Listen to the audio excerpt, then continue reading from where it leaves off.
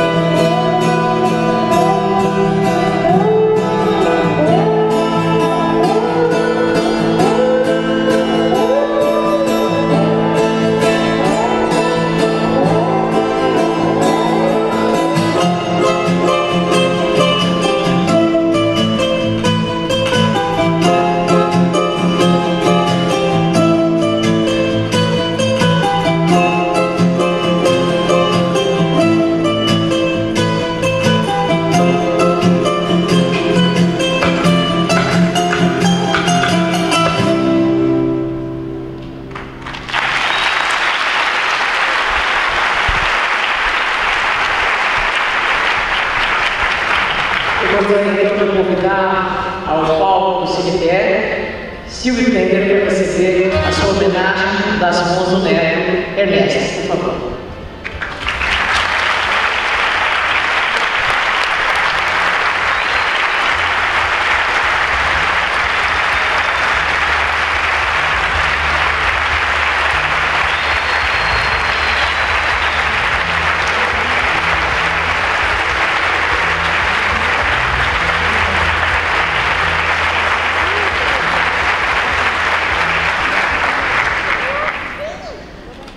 Muito obrigado, é muito emocionante estar aqui em Pernambuco, desses tão queridos, tão lindos,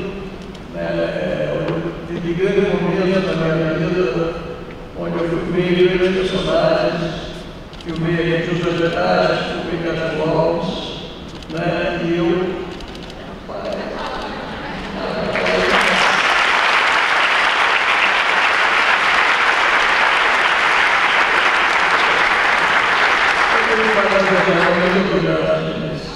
vocês são muito carinhosos.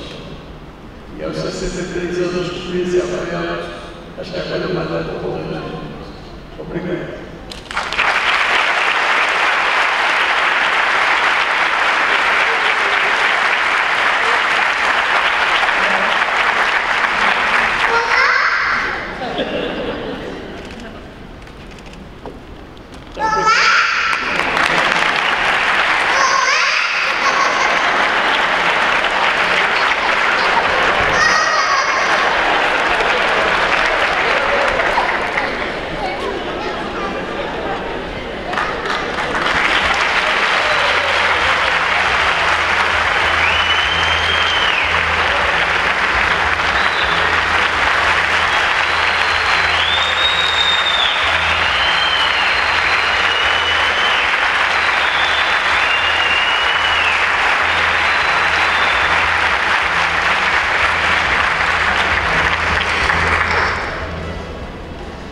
Boa tarde, muito obrigado pela presença no terceiro dia de debate aqui do 17º CinePF, Festival do Audiovisual.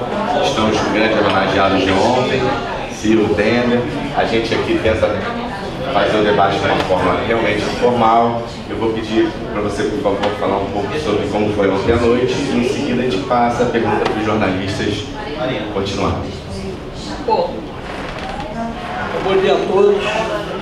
Obrigado pela presença aqui, obrigado ao Festival de Pernambuco por essa homenagem, por essa acolhida, por esse convite.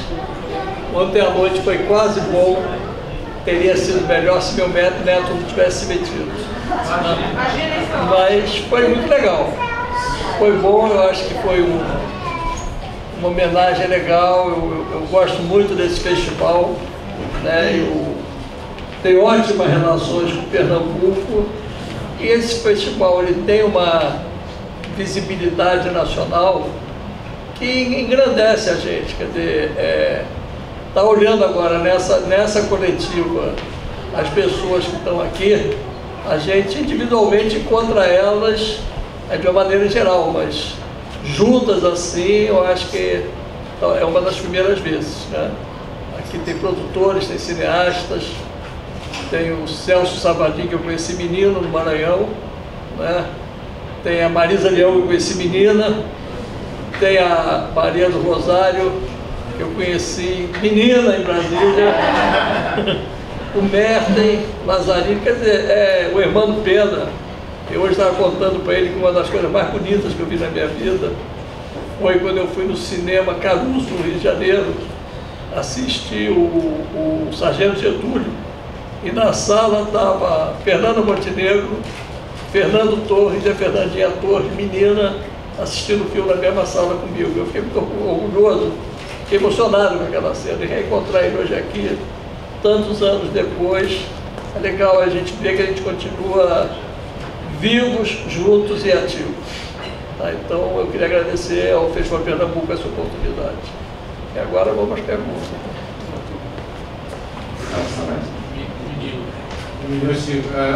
Você não vai lembrar, mas eu era mais menino ainda, que a gente se conheceu em 1980. Eu fazia um jornalzinho de cinema e eu tinha que fazer bicicleta. Isso faz muito tempo. Muito tempo. Eu me lembro bem de São Luís, de lá em São Luís conviveu bem, no Guarda-Ser. São Luís a gente aprofundou o relacionamento. Eu queria te fazer uma pergunta a respeito dessa onda, na minha forma de ver positiva, dos documentários políticos brasileiros. Você fez Jango quando ninguém ousava falar sobre Jango, quando era praticamente proibido falar sobre Jango. E hoje nós temos uma nova safra de novos documentários que estão revivendo a época da ditadura. Então eu gostaria de fazer duas perguntas para você. Como você tem visto esses novos documentários e se você viu o filme do Fontenelle, sobre o Jango também, se você viu, o que você acha sobre ele? Bom, em primeiro lugar eu queria te dar parabéns pelo Mazzaropi. Obrigado. Eu confesso que eu não consegui ver todo porque eu tinha chegado de viagem muito cansado, mas pelo menos eu vi o Rodrigão falando up to date. Não, e assisti a primeira parte do filme, o filme realmente é muito emocionante, né? E eu acho que esse conflito que você tratou, que você respeitou a divergência de opinião entre entrevistados, quer dizer, as pessoas às vezes têm a tendência de transformar o documentário num jogral, né? O jogral do autor. Então eu boto um entrevistado para falar isso, outro entrevistado complementa falando isso, outro complementa falando isso, outro arremata falando isso. E você deixou ali contradições, né? Tem um que fala que, acho que é o Marza, que fala que é o editor, o montador, que está junto com o Sterheim. Ele fala... É o Márcio Barro. Márcio Barro, que ele diz que o Mazzaropi não era um cara culto. E vem o Rony Boy e fala exatamente o oposto, que ele sabia o que ele queria. Então eu acho legal esse confronto para você saber quem é o personagem. Quer dizer, o personagem, ele não é uma unanimidade e o filme não é apenas a voz do autor. O filme não fala o que você quer dizer sobre Mazzaropi, você quer ouvir pessoas que pensam sobre Mazzaropi. Eu acho que o documentário é isso. Eu acho que o documentário é esse conflito, esse contraditório. É claro que nos meus filmes eu tomo uma posição, claro que nos meus filmes eu tenho um ponto de vista e defendo eles. Mas eu, sempre que eu puder fazer um filme em que eu possa apresentar o contraditório, eu acho que isso só engrandece o personagem que eu estou narrando, né? É uma coisa, por exemplo, que acontece com o Jango, quando eu coloco o general Muricy, coloco o Magalhães Pinto falando, né? Essa entrevista também que foi fracassada, essa tentativa no JK, porque eu tentei arranjar no JK alguém que falasse mal do Juscelino, e porque nós estávamos numa barra pesada de uma ditadura, toda a lembrança das pessoas era muito positiva. Eu consegui um político da UDN que tinha sido da extrema oposição ao Juscelino, que era o Mário Martins, e aí ele conta um episódio que o JK tentou caçar o mandato do Carlos Lacerda como deputado, e aí eles contam a reação da Câmara, a Câmara não deixa caçar o mandato, e é na memória do Mário Martins, meu episódio, Márcio Moreira Alves, e ele termina dizendo: o JK, Juscelino, como o maior dos democratas, respeita e acata a decisão do Congresso. Quer dizer, ele fracassa a minha tentativa de fazer uma crítica contra o JK, mas eu acho que um filme, uma boa homenagem, ela não é um projeto laudatório, é um projeto que apresenta os conflitos e as contradições dos personagens. Em relação a essa safra de filmes novos, quer dizer, na verdade, ano que vem o golpe os 50 anos do golpe. E as pessoas estão começando a olhar para isso, quer dizer, e a olhar com olhos diferenciados dos meus, quer dizer. Na verdade, o meu é o mais antigo, eu levei 2 anos e meio fazendo, e eu consegui construir uma biografia do Jango. Eu não assisti nem o do Fontenelle e nem o do Camilo, né, do Camilo Tavares, o ano que durou 21 dias, o dia que durou 21 anos. Eu não consegui assistir nenhum dos dois, mas eu acho que de maneira legal, quer dizer, que é importante para o país conviver com versões, né? Na verdade, o Jango não pode ser o único filme sobre o Jango, né? O Jango é um filme que eu acho que é muito importante, ele vai ficar na história do cinema, ele vai voltar ano que vem, porque na verdade, eu me preocupei em não fazer uma tese, mas discutir a figura do Jango. O filme do Django tem os conflitos do Django. Eu tenho uma sequência que eu me lembro muito bem do Django numa caça, e uma pesca e caça com um rifle, mostrando as contradições dele de ser um homem rico num país pobre, né? Então o Django era ora acusado de querer fazer a reforma agrária, ora acusado de não querer fazer a reforma agrária. Isso tudo está dentro do filme. Eu não quis fazer um filme que dissesse Django era um Deus perfeito. Django era um homem cheio de conflitos, né? Eu não sei, quer dizer, essa safra de filmes que está chegando agora, se eles trazem esses conflitos, mas eles, como filmes, sem dúvida nenhuma, são muito bem-vindos e que o debate continue. E hoje o Fontinelli, por exemplo, que eu sei que tratou mais da questão do possível assassinato do Django, tem muitos mais elementos dos que eu tinha na época, né? Eu lembrei outro dia do debate do Tudo é Verdade, no Rio de Janeiro, que me perguntaram na frente da Denise Goulart se o Django teria sido assassinado ou não. E eu falei, olha, eu deixo em aberto o final do filme quando eu mostro os assassinatos que aconteceram. Eu mostro o assassinato do general Carlos Prates, do ex-presidente da Bolívia, Juan José Torres, do senador Michelini, do Uruguai, todos nas mesmas circunstâncias que o Django vivia. E a Denise diz, olha, o Django não tinha mais condições de continuar vivendo nem no Uruguai nem na Argentina, e já estava pensando em ir para morar em Londres, né? Então, esse Django acuado, ele está dentro do filme, o filme termina como com a linda crônica do Carlos Castelo Branco, quando ele diz que ele morreu e voltou para casa como o boiadeiro que volta para o seu galpão, né? Então, o peão volta para o seu galpão.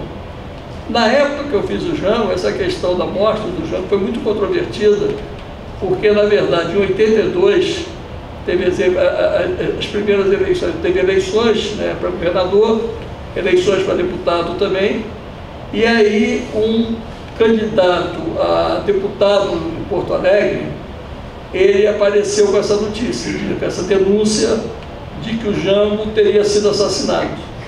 E isso cheirou meio como campanha eleitoral. E a família foi muito arredia, a família se fechou.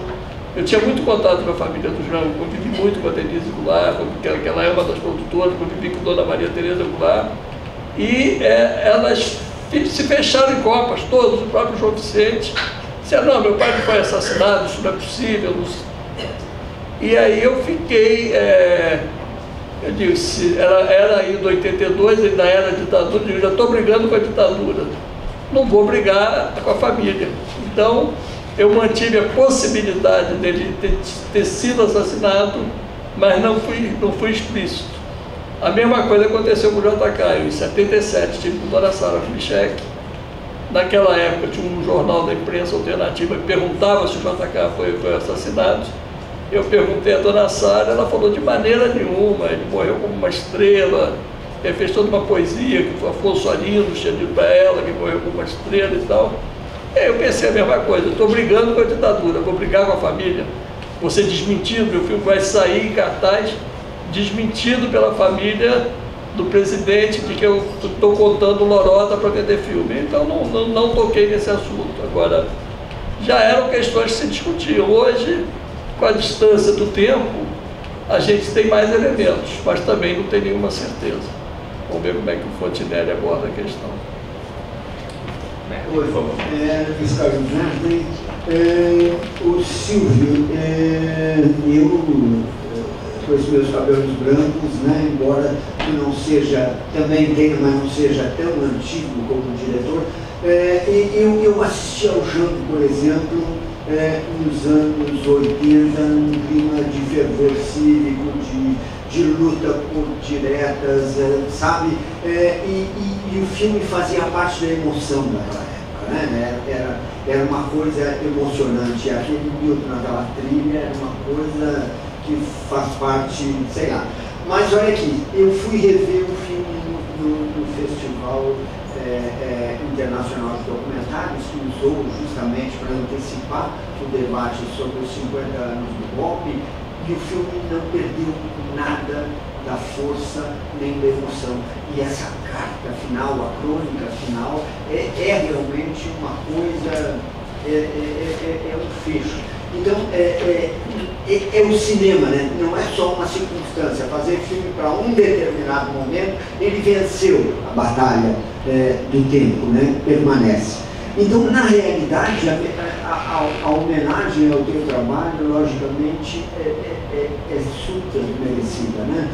Pela extensão da tua obra, pela solidez da tua obra, pela discussão, pela busca de democracia, de utopia, tudo isso que tem te movido esse tempo todo.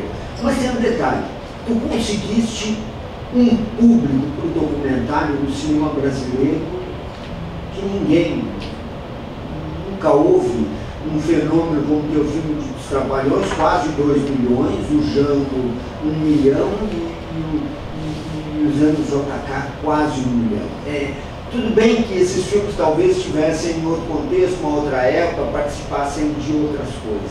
Mas eu gostaria que tu falasse sobre esse documentário engajado e sobre o significado desse sucesso que o documentário já obteve. Porque hoje a gente fala tanto que o documentário voltou ao mercado, mas os números são muito mais reduzidos. Os números não são tudo, mas eles podem ser expressivos também, né? E eu queria que tu falasse de uma maneira muito especial, assim, uma coisa. Para quem sempre militou, que tu fizesse algum comentário sobre o mundo atual e a tua decepção ou a tua expectativa em relação a ele. A militância não morreu, né? Bom, em relação ao Jango, quer dizer, eu acho que, na verdade, você viu uma coisa que eu sempre tentei com meus filmes, que eles não abordassem questões conjunturais. Eu nunca fiz um filme voltado para uma determinada data, né? Então, por exemplo, quando eu fiz o Jango, quando eu fiz o JK, o filme foi realmente uma surpresa, porque ninguém esperava aquele tipo de filme. Saiu no momento que coincidiu mais ou menos com a independência, com a anistia, com a redemocratização e tal. Então ele surpreendeu muito o público pelo que ele era. Não havia nenhuma expectativa em relação a ele. O JK tem um público muito amplo também, são cerca de 800 mil espectadores. O Jango já havia uma maior expectativa, porque o momento político já era outro. Nós já estávamos entrando nos anos 80, já estávamos chegando perto das eleições para governador, o povo já estava meio de saco cheio de ditadura, queria votar, então havia uma expectativa maior. E eu comecei a fazer o Jango em 81. Eu sabia que aquele filme jamais ficaria pronto para 82, mas eu era muito pressionado por grupos políticos, candidatos e tal, que o filme tinha que ficar pronto para as eleições de 82. E eu dizia, não, claro que ele vai fazer, vai ficar, claro que vamos apresentar e tal, mas eu sabia que fisicamente era impossível. Os arquivos não eram organizados como são hoje. Eu não tinha dinheiro, trabalhávamos eu e o Chico Moreira, que é o montador, e uma equipe reduzidíssima de pesquisadores, e de pessoas que faziam com o coração. Então eu sabia que fisicamente, em um ano, eu não faria aquele filme. Mas para não brincar com as pessoas, para não perder tempo com discussões estéreis, eu dizia assim, vai ficar. E aí, quando veio a eleição de 82, a plateia se dividiu quando o filme não saiu. Metade dizia que era para prejudicar o Brizola, e a outra metade dizia que era para não prejudicar o Brizola. E eu nunca fiz esse filme pensando na eleição do Brizola para governador.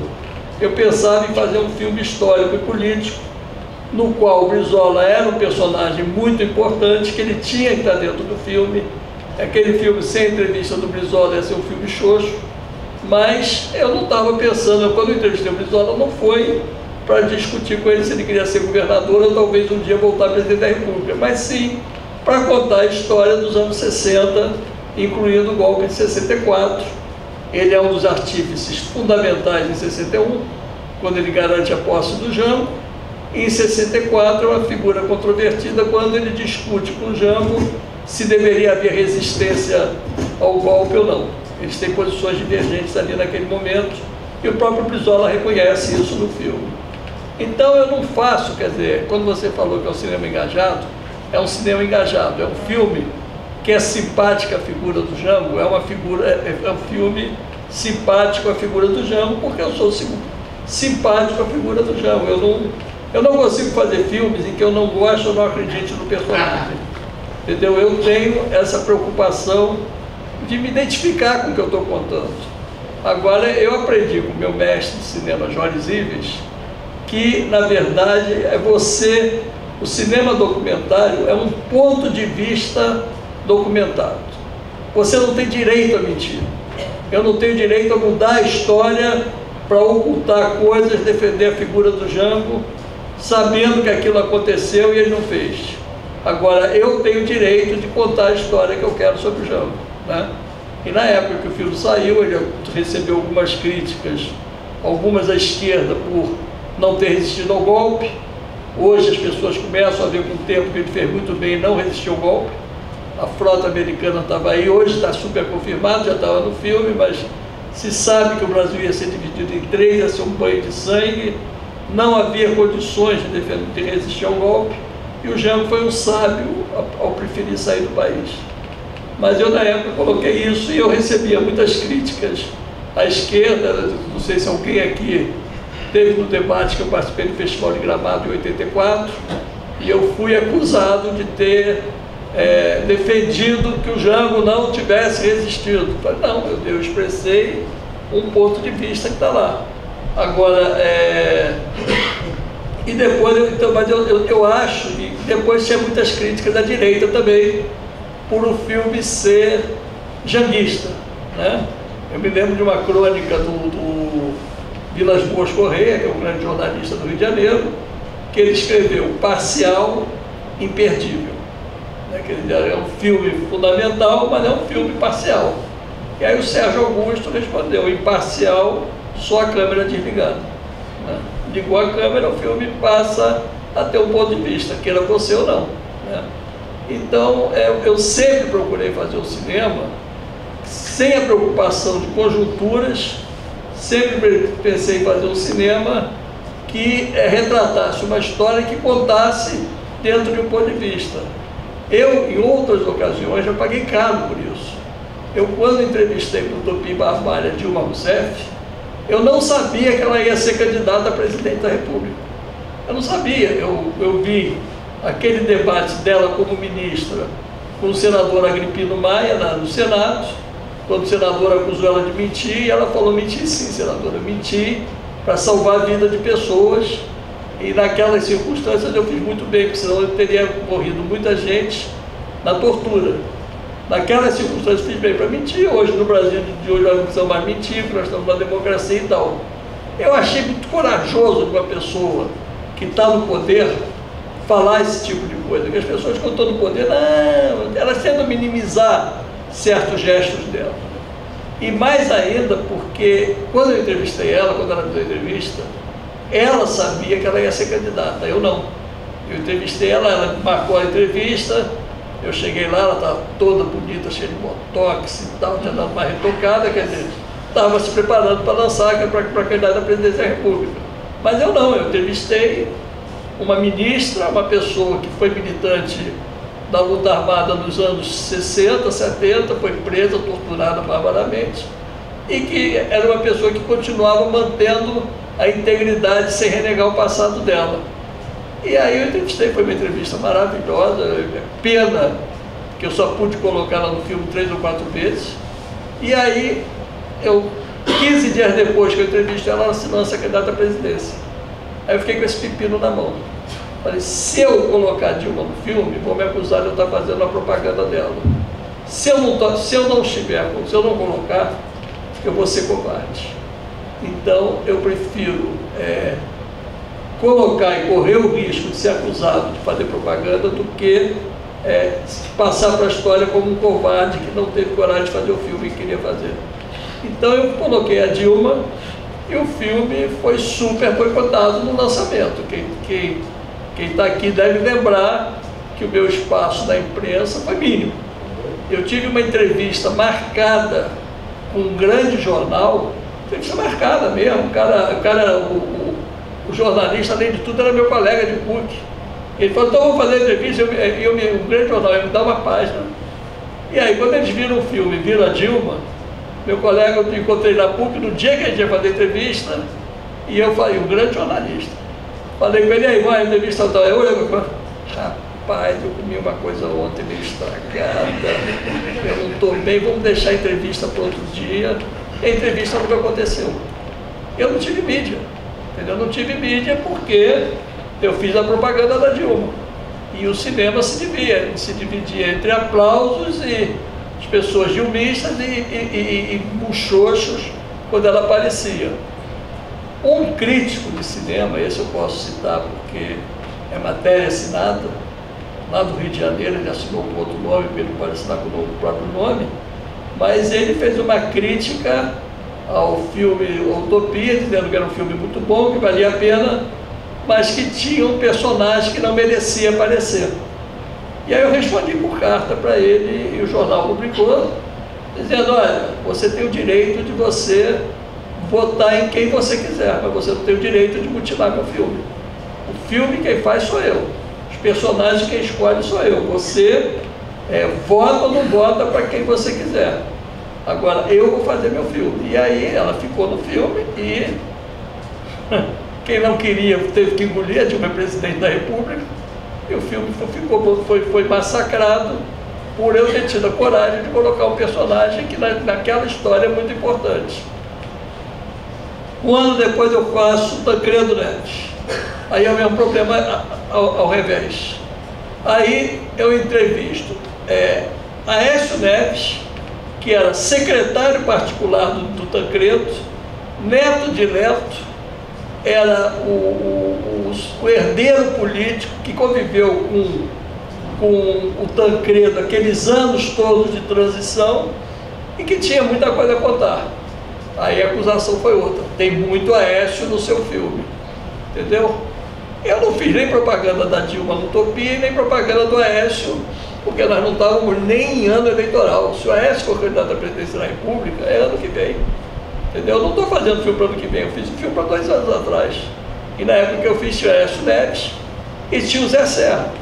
E o Zé Serra fala 2 coisas fundamentais, que eu seria um covarde se eu não tivesse colocado. Que foi, a primeira coisa fundamental que ele fala é que antes de se decidir as diretas já, antes de a gente perder no Congresso as eleições diretas, teve um encontro numa cidade, uma estância hidromineral mineira, entre o Tancredo e o Franco Montoro, e ele, Zé Serra, é testemunha disso, ele conta isso no filme, que se não passasse as diretas, o candidato era o Tancredo.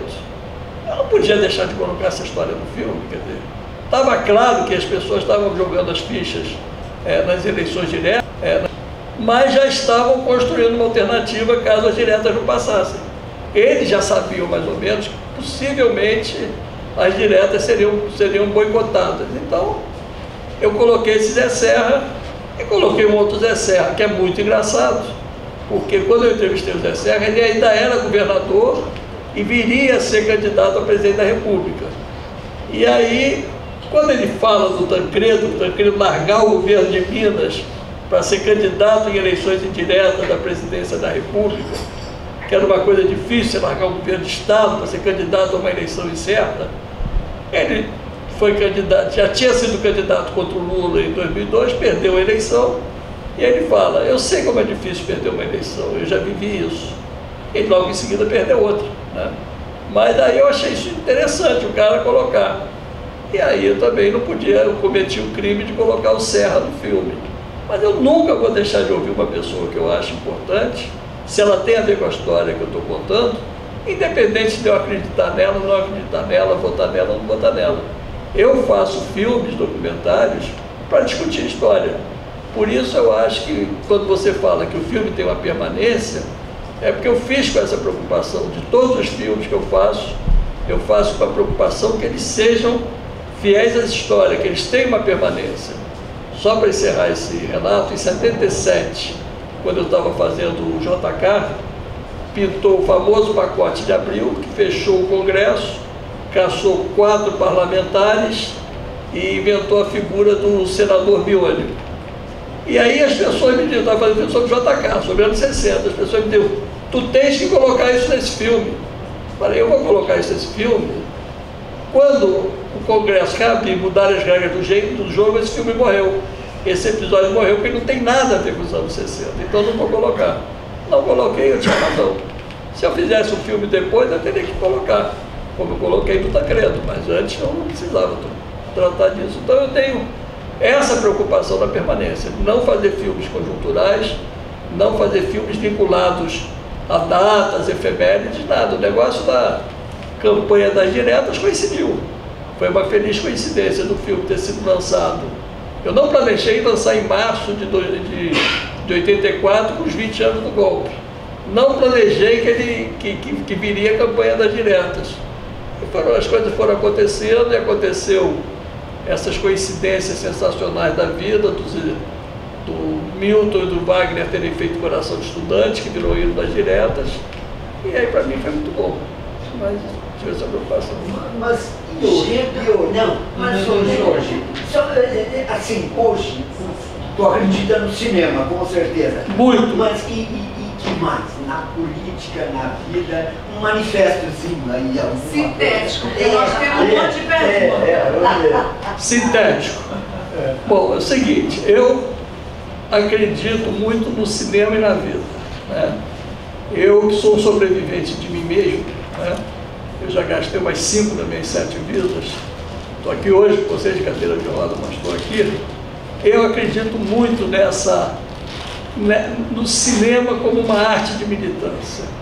Eu recentemente fiz um filme chamado Veneno Está na Mesa, custou 50 mil reais. Eu não ganhei nada com ele, mas fiz com muito orgulho, talvez tenha sido o filme que eu ganhei mais. Não do ponto de vista econômico, mas do ponto de vista de trabalho. O filme foi replicado por todos os movimentos sociais, está no YouTube com mais de 130 mil acessos, e eu distribuí o filme com selinho, copie e distribua. Por quê? Porque o público do cinema mudou. E a gente não quer ver isso. A gente não quer ver que o cinema brasileiro hoje, se fecharam as salas de cinema de rua. Você não tem mais cinema de rua, em que o cara está passando, vê um cartaz, uma foto, já vamos entrar, vamos ver isso agora. Está aqui, são 10 para as 2, o filme começa às 2, vamos ver. Hoje em dia, as salas de cinema fecharam. Os cinemas de interior fecharam. Não havia cidade do interior do Brasil que não tivesse 3, 4 salas de cinema. As muito pequenininhas tinham uma só, mas tinha aquela sala de cinema. E tudo isso acabou.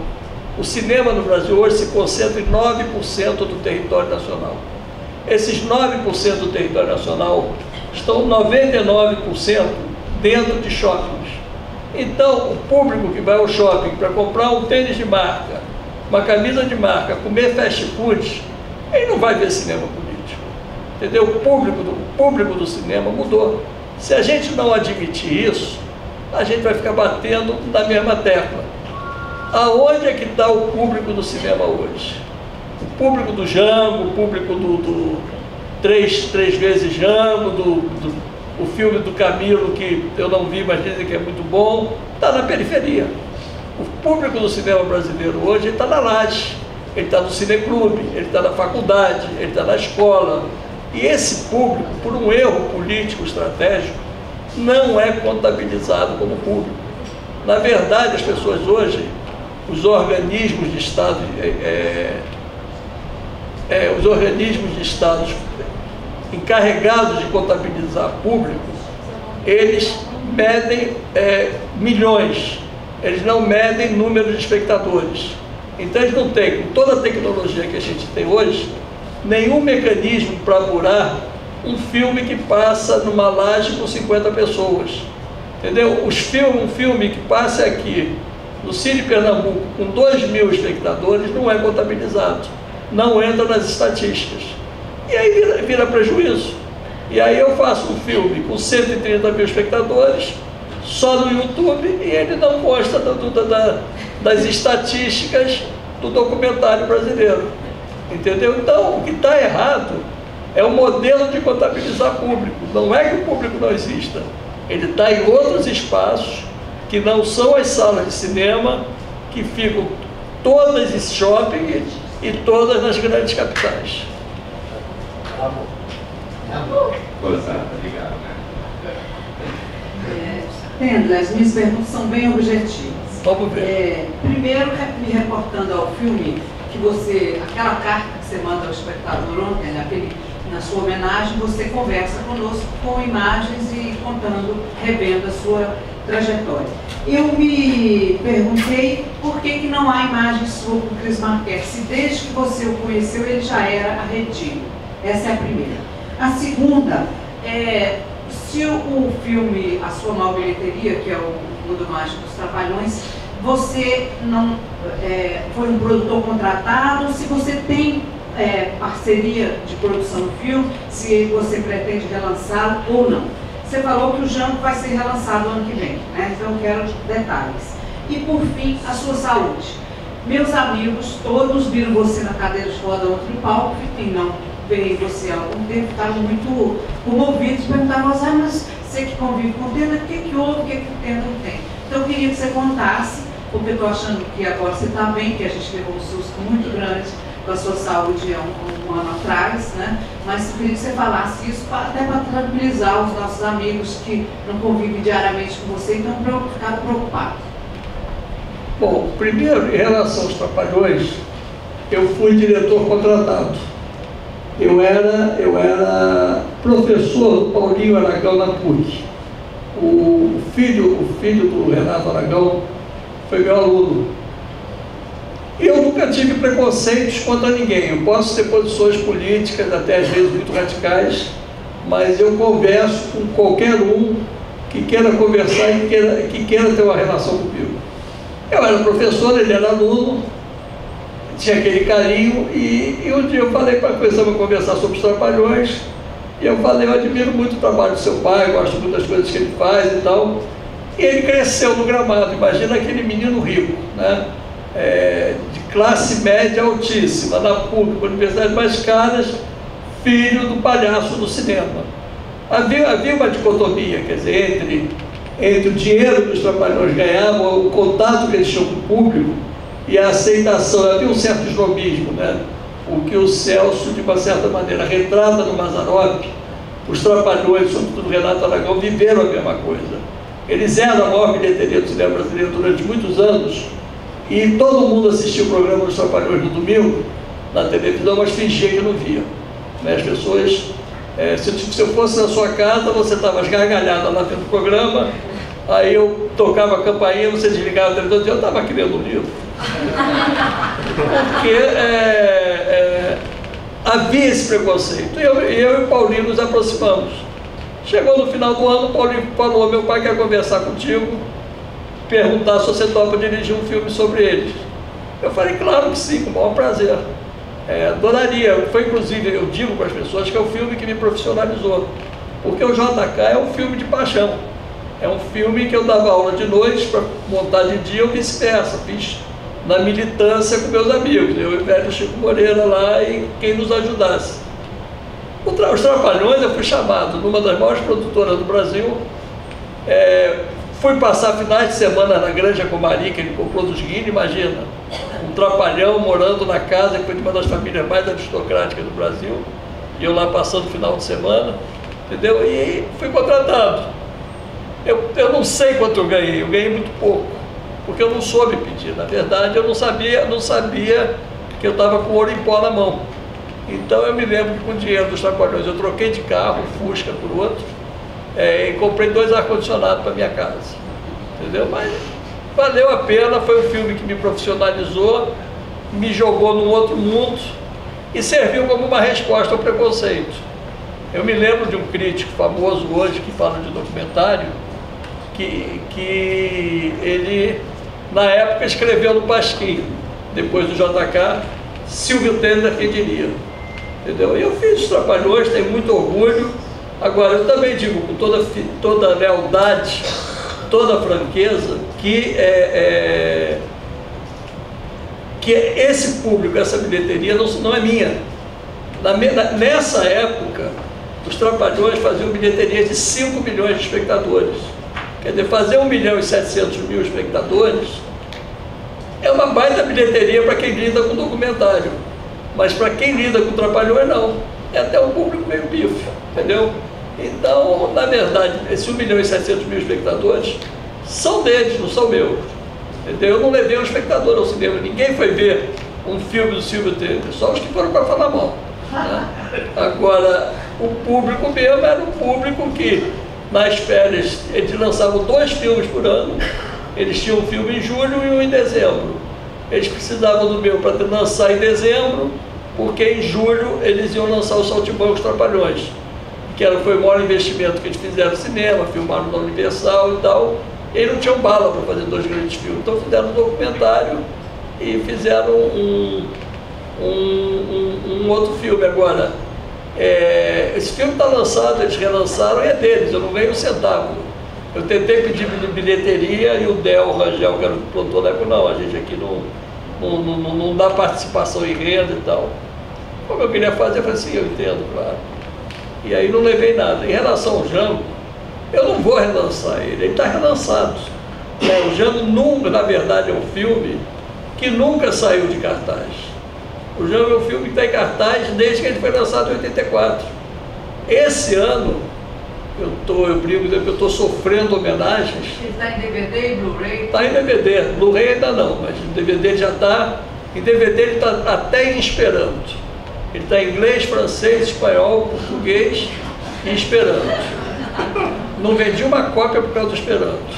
Fui enganado por uma aluna que disse: eu sou 10 milhões de pessoas no mundo que falam Esperanto.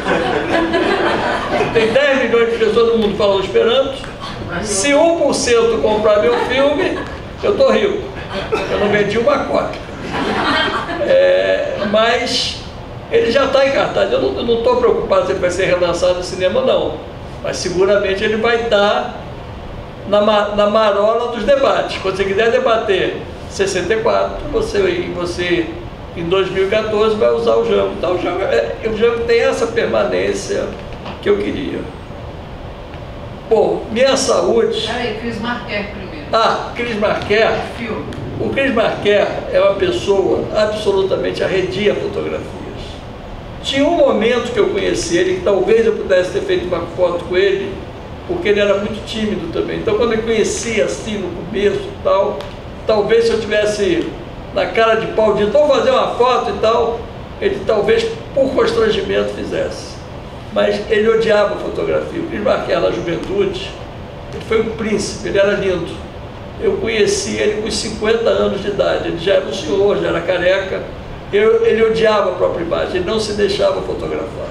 Você vê que tem muito pouca foto dele. Uma das fotos recentes que ele antes dele morrer, que ele se deixou fotografar, foi uma coisa muito especial, foi feita pelo Wim Wenders. Mas aí é aquela coisa que entendeu? O Silvio Tenders não é Wim Wenders, né? Então ele se deixou fotografar, ele não tinha. Mas eu fiz uma brincadeira, eu fiz 2 brincadeiras. Eu fiz o ano passado uma série de filmes sobre fotógrafos, chamado Caçadores da Alma. São 13 episódios de 26 minutos falando sobre fotografia. Eu viajei esse país inteiro pegando grandes fotógrafos, grandes realidades, contando um pouco da fotografia. E aí eu conheci aqui de Pernambuco, eu levei para o Ceará, ele foi me encontrar, um pintor, um fotopintor, ele pinta fotografias, Mestre Júlio. Ele pega, por exemplo, assim, 2 pessoas, um casal que viveu 20 anos juntos na vida, e por essas coisas da vida se separam e não tem uma foto juntos.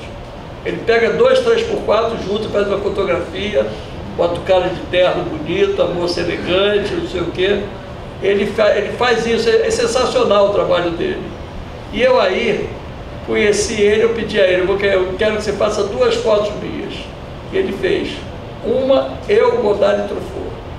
E fez uma outra, eu e Cris Marquer. Eu tenho esses desenhos, entendeu?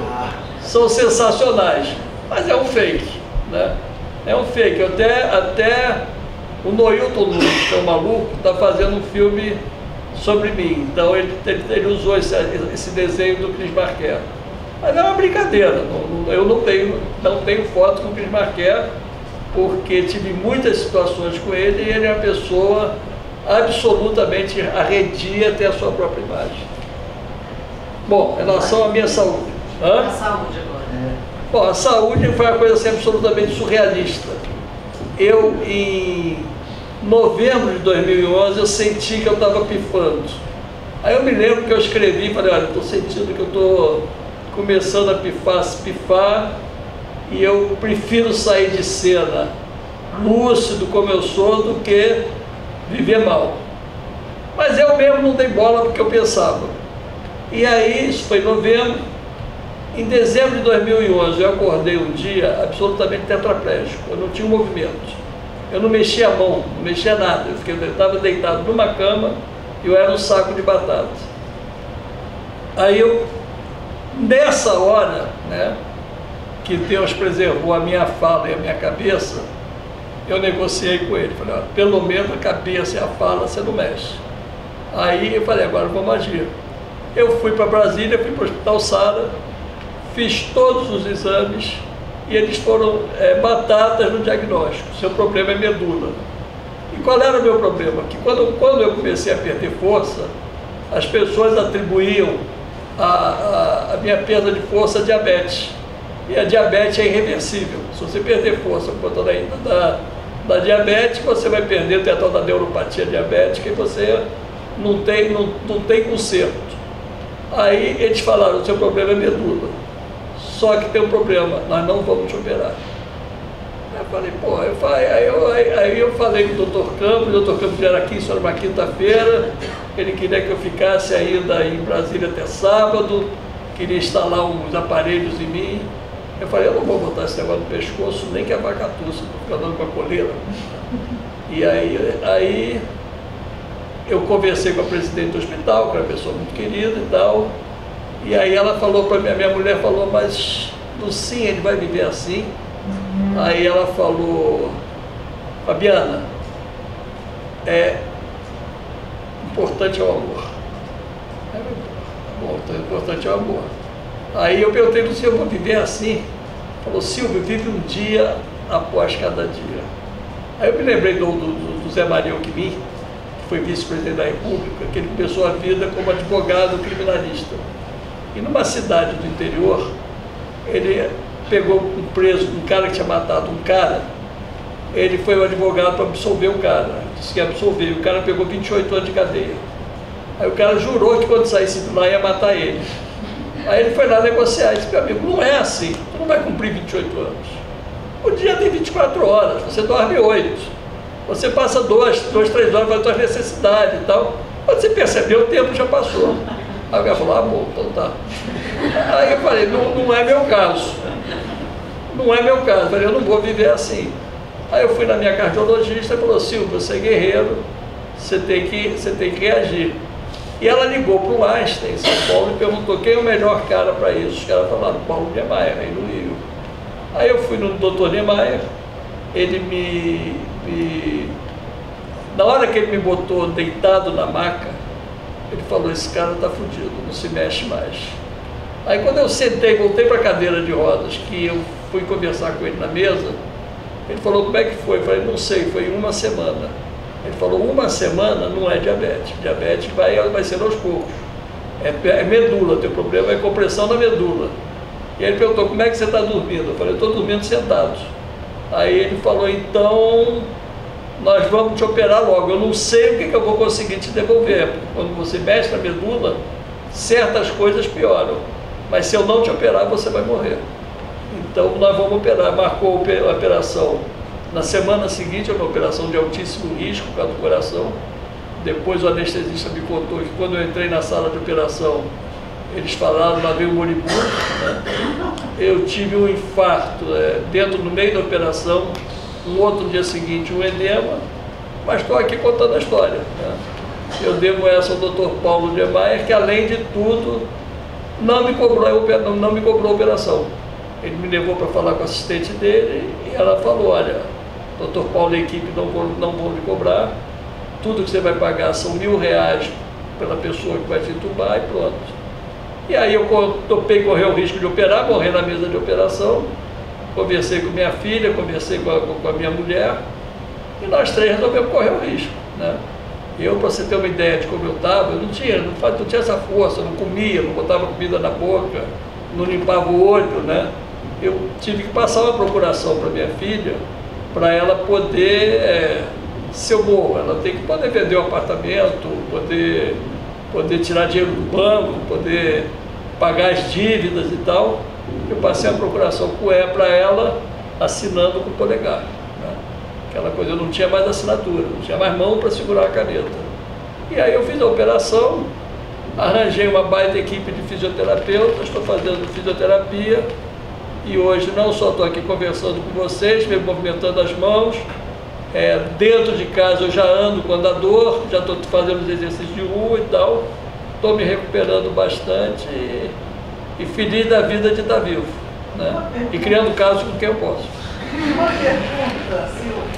Em primeiro lugar, parabéns. Você é realmente um sobrevivente, uma força de vontade. Agora, o que muito se diz é o seguinte: quando a pessoa vive uma situação limite, uma situação de vida e morte, como você viveu, ela reavalia coisas. Então eu não vou dar mais bola para isso, eu vou valorizar aquilo. É uma ruptura muito grande, pode ser uma ruptura muito grande de visão de mundo, visão de si mesmo. Isso ocorreu com você ou você ficou mais fiel ainda às suas convicções antigas? Eu vou fazer mais documentário, sua vida é isso mesmo que eu queria. Você podia falar, não quero mais fazer cinema não, vou criar. Não, eu ao contrário, eu acho que o que me manteve vivo foi dizer, eu tenho muita coisa para fazer na vida ainda. Na mesma? Eu no mesmo momento, eu falei, não vou me entregar não. Eu não vou me entregar não. Eu tenho uma coisa que vai ao ar de vez em quando na Globo News, que é o Steve Jobs, quando ele diz, quando você sabe que você vai morrer, você não dá bola para mais nada, você ouve seu coração. E foi o que aconteceu comigo. Quando eu percebi que eu podia morrer, eu ficar tetraplégico, falei, agora eu quero fazer tudo que eu não fiz esse tempo todo. Eu estou cheio de projetos, entendeu? Eu estou trabalhando como eu nunca trabalhei na minha vida, e tem uma conjunção de astros aí favoráveis, que eu montei uma equipe que é muito leal e que me ajuda muito, entendeu? Bom, minha filha assumiu tudo, minha filha assumiu a produtora, né? Ela é hoje a produtora executiva, eu não assino um cheque, não tenho mais nada a ver com produção, eu só dirijo, tenho uma equipe de produção, de assistência e tal, muito boa, e eu estou fazendo nesse momento, para você ter uma ideia do que é você ter ficado tetraplégico, sair e dizer, vou bola para frente. Depois da tetraplegia, eu terminei uma série de 13 programas de 26 minutos cada um, para o TV Brasil, Os Caçadores da Alma, sobre o olhar do fotógrafo. Terminei agora um chamado Sujeito Oculto na Rota do Grande Sertão, sobre a viagem do Guimarães Rosa há 60 anos atrás, para escrever o Grande Sertão Veredas.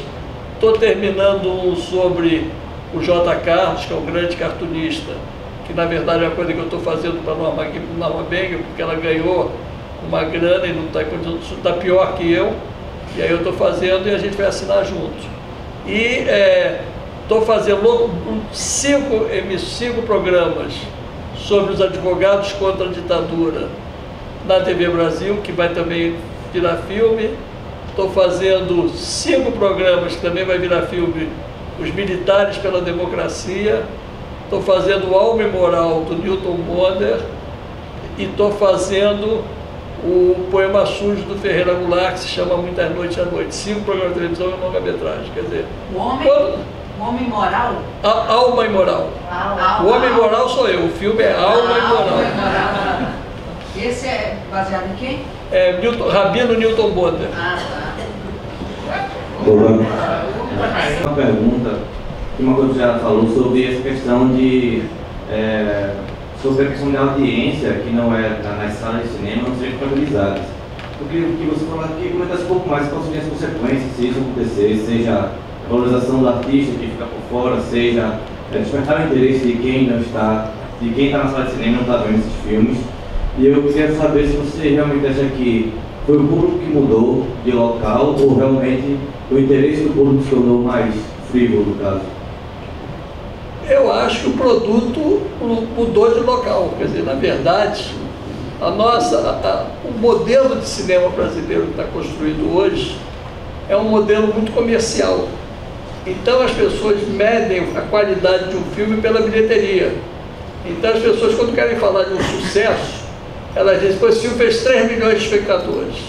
Só que você tem filmes que fazem 3 milhões de espectadores, que é puro entretenimento, que daqui a 6 meses ninguém se lembra mais, né? Então, se você pega, por exemplo, o Django, nós estamos aqui discutindo ele até hoje. Ele já tem, sei lá, 30 anos de existência, nós continuamos discutindo ele e vamos discutir ano que vem, e eu duvido que ano que vem você esteja discutindo de Pernas pro Ar número 2. Entendeu? O modelo que o cinema brasileiro se implantou, eu não tenho nada contra o entretenimento, eu sou igualzinho a vocês todos, eu também quero, numa sexta-feira à noite, sair para me divertir, para rir de uma bobagem. Não tenho nada contra o cinema de entretenimento. O que eu sou contra é que se privilegiou exclusivamente esse modelo, e você hoje, para poder conseguir dinheiro, por exemplo, na Ancine, você não tem que provar que o seu filme é bom, você tem que provar que teu filme dá dinheiro, entendeu? Alma e Moral, eu já tomei pau 2 vezes no vestibular da FSA. Na primeira vez me disseram que o filme era muito... Os 2 consultores e o parecerista, que é um ser anônimo, é um funcionário público concursado, que tem carimbo no nome, mas não assina, ele emite um parecer anônimo. As 3 pessoas votaram que o filme era muito bom, mas que, como eu não tinha outros recursos além do FSA, era uma temeridade. Aí eu consegui 500 mil reais, entrei num outro concurso, pro Alma e Moral, que é um filme que é baseado num livro que está publicado em várias línguas, é best-seller, tem uma peça de teatro que já está há 5 anos em cartaz com a Clarice Lispector, e o parecerista da Ancine, que é o voto definitivo, que é esse anônimo que não assina o que ele diz, ele disse que não é filme para mercado. Então eu perdi 2 vezes com esse filme no FSA. O Poema Sujo eu não levei porque me disseram que o povo brasileiro não gosta de poesia. Entendeu? De onde o cara tirou isso? Aqui em Recife você tem uma das melhores sinfônicas do país, criada em Brasília Teimosa. O primeiro bailarino do Royal Theatre de Londres é um menino pobre da periferia de Belém. De onde é que você tira que povo não gosta de poesia? Entendeu? E aí me deram, não, o cara do Poema Sujo ainda disse, não, é bom para televisão, canal fechado. Como ele deve achar que a TV Brasil é um canal fechado, ele me deu 5 programas. Então eu vou fazer. E ainda tentei dizer, com esse dinheiro eu vou fazer 5 programas de um filme. Não pode fazer filme, não pode misturar o dinheiro. É surrealista, quer dizer, existe uma política hoje que é completamente equivocada relativa ao financiamento do cinema brasileiro.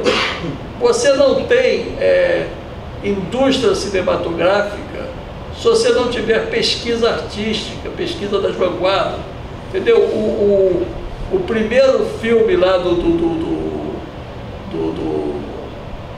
americano lá famoso, que fez o Duelo, como é que é o nome dele?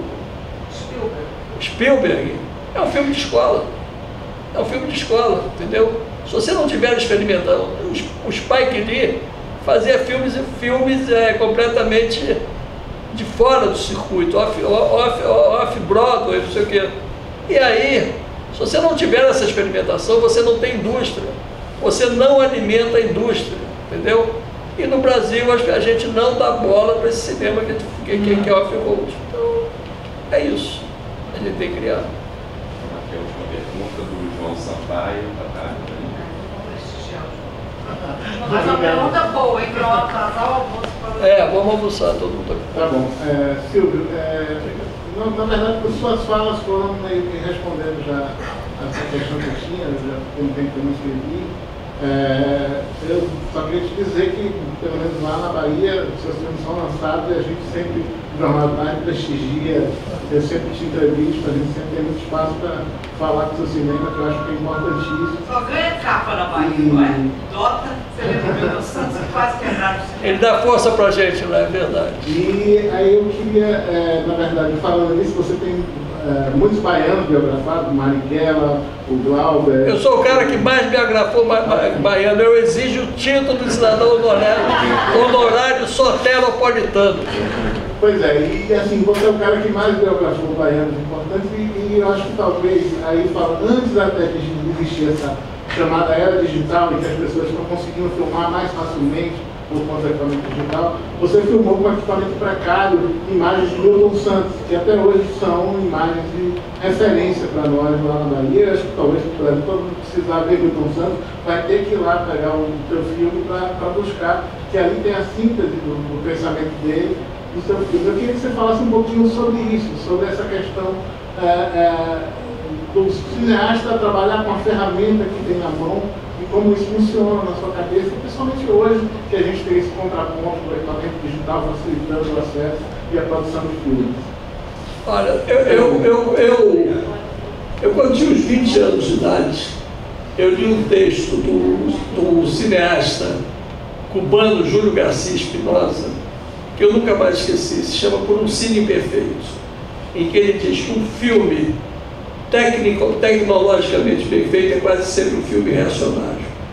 Na verdade, ele defendia os cinemas que a gente fazia, os poucos meios que a gente tinha. Quer dizer, ele defendeu La Hora de los Hornos que o Solanas fez, os filmes que a gente fazia aqui no Brasil, que a gente achava que era indústria, mas não era indústria, era paixão.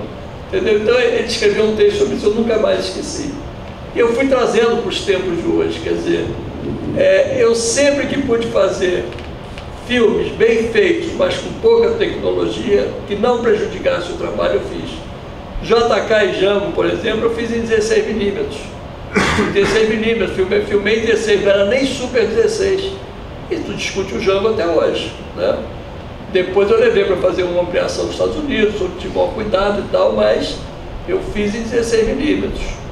O Glauber eu fiz com uma câmera que quem filma ainda hoje deve se lembrar, é o Fusquinha velho, o VX1000. Foi a mesma, quando eu fiz o Milton Santos, eu já fiz com a câmera melhor, era uma PD 150, que é um Fusquinha 1600. Né? Mas era vídeo, né? Era. Eu nunca me recusei, eu aprendi isso com o texto do Júlio Garcia Espinosa e com o Cris Marquet. O Cris Marquet foi o primeiro cara que em 1972 botou na minha mão uma câmera de vídeo. O vídeo naquela época era um gravador de rolo desse tamanho, que você levava pendurado no ombro com uma câmera ligada ao fio, e era super primata. O Cris Marquet, em 1972, já usava isso como expressão artística. Ele me ensinou, cara, você tem que usar a tecnologia que está até o dispor para você contar a história que você quer. Você não tem que ficar procurando os meios ideais para você filmar. Entendeu? Antes do Milton Santos, eu usei Hi8. Eu tenho entrevistas nos meus filmes que foram feitas com uma câmera Hi8, que é anterior a VX1000, a PD 150, não sei o que e tal. Eu aprendi com eles a fazer isso e sempre deu certo. Quer dizer, na verdade, hoje em dia você tem gente fazendo cinema com um telefone celular. O que você tem que discutir são as ideias. Que história você vai contar com aquilo? Agora, se eu tiver aqui, se baixar aqui um baita personagem que eu admire, que eu respeito, que eu quero entrevistar, eu não tiver nada na mão, eu vou pedir o teu celular emprestado e vou entrevistar ele. E depois eu vou dar um jeito de retocar aquilo com a tecnologia que tiver para ficar bom. E foi o que eu fiz com o Milton Santos, fiz com o Glauber, fiz com o Marighella. Todos são filmes muito baratos, muito pobres. Esse filme do Veneno, eu fui com uma câmera baratíssima para o Uruguai entrevistar o Galeano. Essa entrevista ganhou vida própria, ela circula na internet como se fosse uma coisa em si, entendeu? Então eu acho que na verdade, essa coisa, é esse o erro do chamado cinema comercial brasileiro, é não olhar para esse cinema que está surgindo na periferia. Entendeu? Esse cinema que está surgindo na periferia, com poucos equipamentos, é que vai abastecer a nossa indústria de ideias e cineastas. E você não tem hoje, na Ancine, nenhuma política, nem para exibir esses filmes e nem para beneficiar esses jovens. Entendeu?